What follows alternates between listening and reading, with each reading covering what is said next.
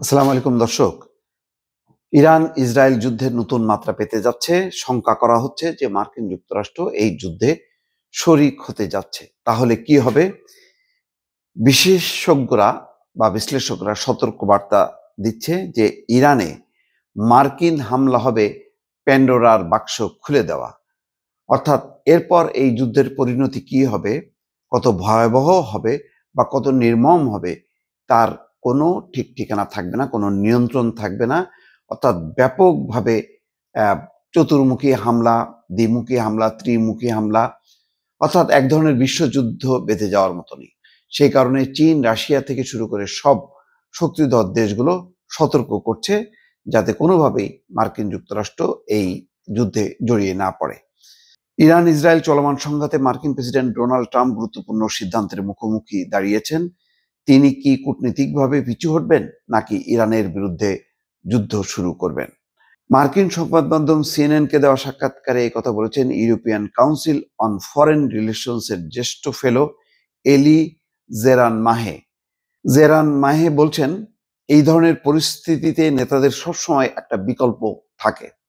অতীতেও ট্রাম্প ইরানের সঙ্গে যুদ্ধের দ্বার প্রান্ত থেকে সরে এসেছেন, এবারও তার পক্ষে সম্ভব। তিনি আরো বলেন, যদি ট্রাম্প ইরানের পারমাণবিক স্থাপনায় হামলার সিদ্ধান্ত নেন, ইরান তা তাদের বিরুদ্ধে যুক্তরাষ্ট্রের সরাসরি যুদ্ধ ঘোষণার সমতুল্য বলে বিবেচনা করবে।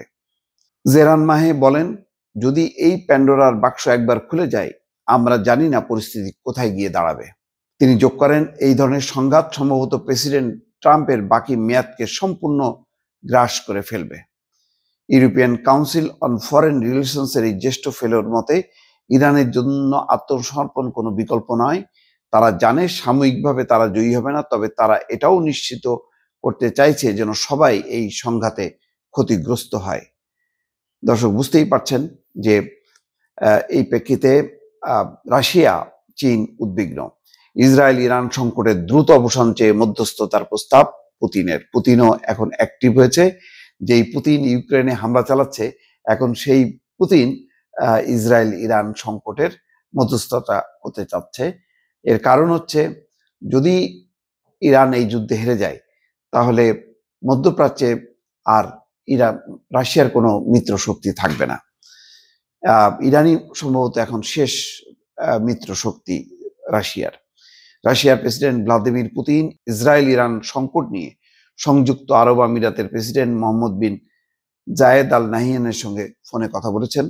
রাশিয়ার রাষ্ট্রীয় বার্তা সংস্থা তাসের বরাত দিয়ে আল জাজিরা জানিয়েছে, দুই নেতা চলমান সংকট নিয়ে গভীর উদ্বেগ প্রকাশ করেছেন এবং দ্রুত সমাধানের প্রয়োজনীয়তার কথা বলেছেন।